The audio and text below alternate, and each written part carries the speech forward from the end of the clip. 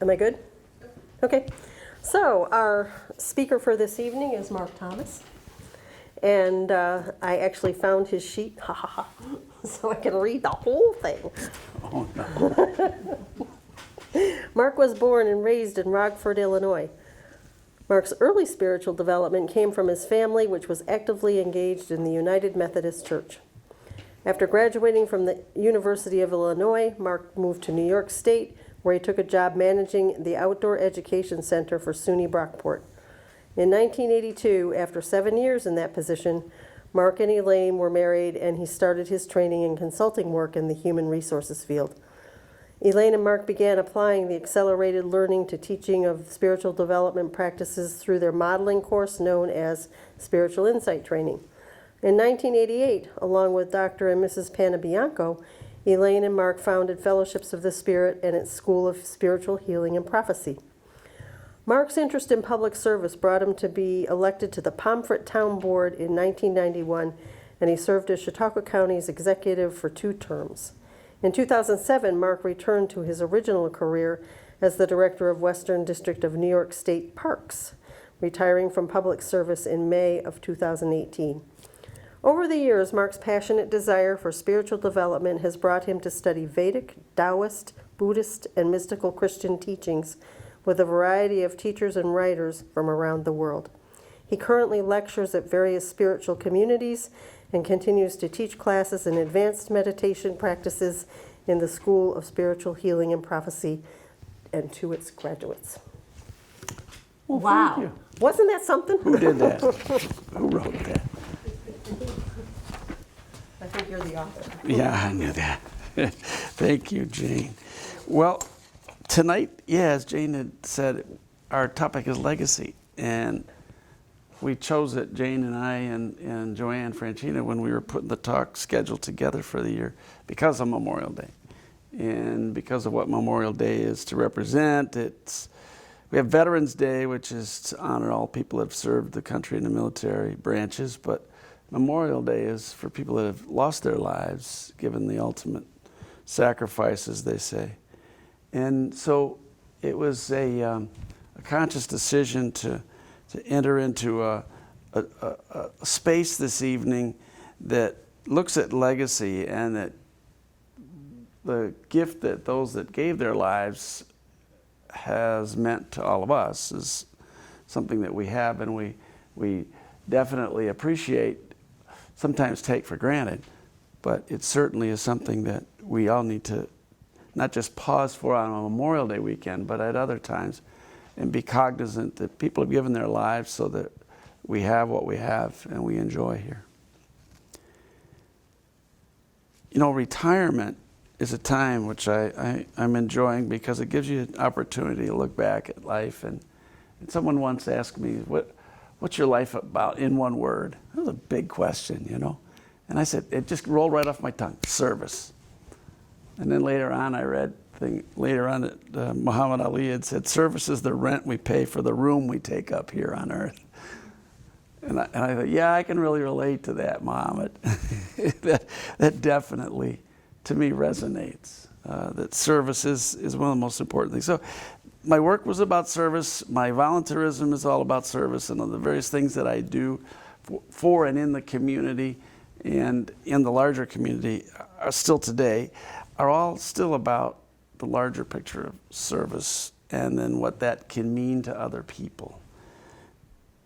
And when I was thinking back and putting this talk together, I was reminded of something that when we were kids in the scout troop, my dad was our scoutmaster, and when we'd go on campouts, before we left a site where we had camped, we had to do what they called the police call, which the police call was we had to walk through the entire garden, the grounds that we were on, arm's length apart, and anything that was left there that whether we left it there or it was there when we got there, it was trash or a tent stake or a pole or something that didn't belong there. We would pick it up and remove it from the site.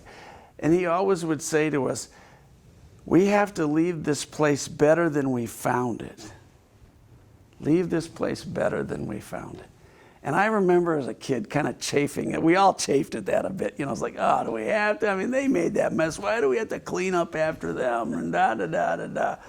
Or we'd go to a campsite, and it was a mess. The fire pit had broken bottles and cans and crap because some folks had been there and they hadn't cleaned up after themselves. And Dad was always like, well, before you have a fire, you're going to clean that mess up because we're leaving this place better than we found it. And so that was one of the legacies my dad left me with, you know. And so I go into a career in parks, you know, and my whole philosophy with parks is we've got to leave these parks better than we found them.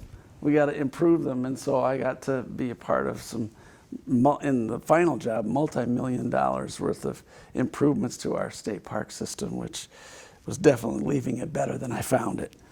And so that was one. And then recently I got invited back to state parks. After 7 years of retirement, they invited me back, and the staff who are now the safety management program, that manage safety throughout our entire state park system, asked me to come back and be the opener for their conference. So I went back a couple weeks ago for that, and I had a ball. Good to see people again, many of who are new, many of whom I have known for a long time at State Park. But it was interesting. As I got into that room, I was very much aware of the legacy of the two commissioners I worked for. Rose Harvey, the later one, but also Carol Ash, the first one who had hired me originally. These two women took safety in our workforce, in our facilities, period, as a very critical part of our mission. When I went there to state parks, we had probably 5 people in our entire employment throughout the whole state of New York park system whose job was to focus on safety. 5 people, a handful. And I thought that was pretty pathetic when I got there. And here I was, many, many years later, in a room full of people who that's their job, is to focus on safety and to deal with safety, to do training, to make sure that people have the right equipment, that the plans are in place for various contingencies. And they are highly committed, and they're very youthful. They're very, very energized, and I had a ball working with them. But to me, it was the legacy of these two commissioners that is making a big difference in the safety of our workforce, but also for the guests and the visitors that come to our park system. And then last week I got to go back. Each spring a class from the University of Illinois, my alma mater, comes back, does a tour through the Northeast. And they came to Niagara Falls, and I always do conduct the tour of Niagara when they come, and that was one of my prime places that I got to focus my intention and attention to make it better than we found it, because it was a mess. And when we got there.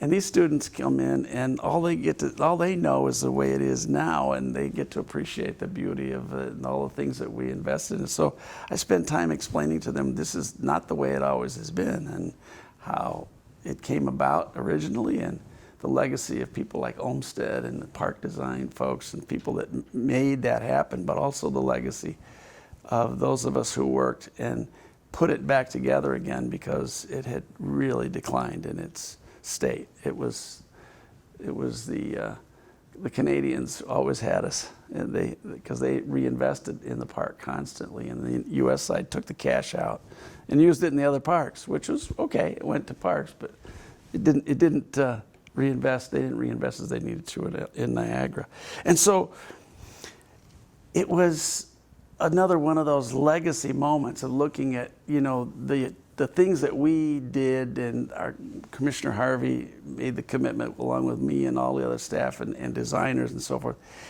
that we made an investment that has impact not only now, but in the memories of the people who go there now and who talk about all their wonderful, awesome experiences at Niagara Falls, but also for generations unborn that we don't even know. And that kind of sense of legacy, it was really with me this past week when we were walking around the park at night, especially, and appreciating it. I want to talk a little bit about legacy as a spiritual thing, not just a physical thing, though, tonight. And Our spiritual legacy is what we leave behind, not so much in the way of things, but in the hearts and memories of those known and unknown to us. So I ask you to contemplate this evening with me, what will your spiritual legacy be? What will you be known for? So let's dig in a little deeper on what spiritual legacy might be. Your spiritual legacy is the imprint of your soul on the lives of others. The imprint of your soul on the lives of others. The values you live by, the faith you carry, the love you give, and the wisdom you share. It's not about being famous or perfect. Your spiritual legacy will not be written in ink. It is written in love. It is written in courage. It's written in truth. Why does this matter? Well, see, legacy is about meaning. And we live in a world where folks are searching for meaning in a very, very big way. We live in a world that's also obsessed with instant gratification and personal gain. But deep down, we also long to be part of something larger than ourselves and longer than our earthly existence. It's about what remains when the noise fades and when the titles are gone and only love remains. People may forget what we did, but they'll never forget how we left them feeling, how we helped them grow. Bill Collar, who's one of our faculty for our school, says, never leave them with a sore heart. I love that saying, that teaching of his. Think about the people who have shaped you. Someone who's prayed for you, someone who's forgiven you, who has believed in you. And their influence in your lives and on your character is in you. And that you live through even as your days unfold without them. And that is meaning-filled legacy.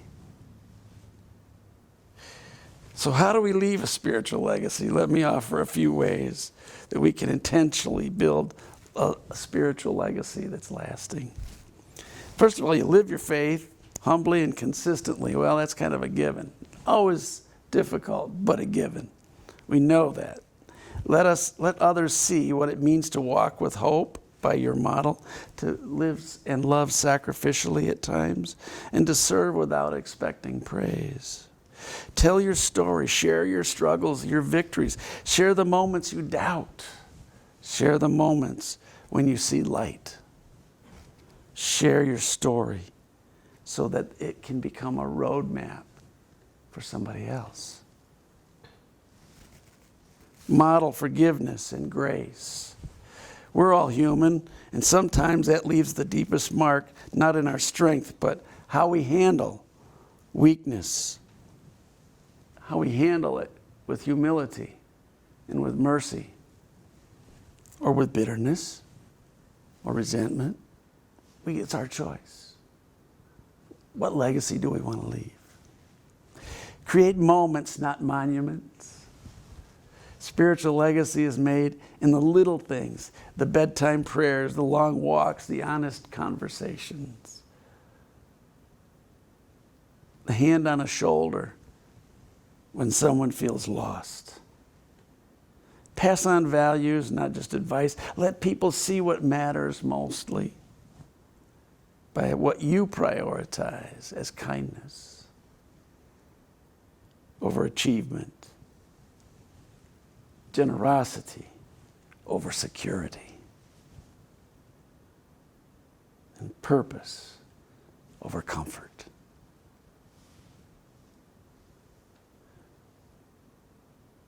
The other thing that we can do in leaving our spiritual legacy is to realize that what we do has a ripple effect. We're caught up in the moments of things, but those moments ripple out and we affect lives in ways untold. And Jane, you referenced these two women earlier, the legacy. We wouldn't be here. We wouldn't be in the space. We wouldn't be together. We wouldn't know each other if it wasn't for the work of these two women and their dedication and their commitment to having people come to their God-given birthrights again. And that is their legacy, along with many other things. And then I think about Elaine and her Jewish heritage and how touched she was by the story of Oskar Schindler, in Schindler's List that was put into the movie, how he saved 1,200 of the Jewish folk in Austria and Germany and Czechoslovakia. And then at the end of the movie that Steven Spielberg did of that, they had all the descendants. Whew. Still gets me. Talk about a legacy. You know, he was just keeping people alive and cutting deals and doing all kinds of things that you might call unethical at the time. But his larger mission was, my legacy is to preserve these people so that they can move on. And they did. So what will your spiritual legacy be? Because in the end, legacy isn't just what we leave for people. It's most importantly what we leave inside people. Let's live today in such a way that tomorrow, when our names are remembered, they're spoken with gratitude, not for what we had, not for what we did, but most importantly for who we are. Thank you for your attention this evening. God bless.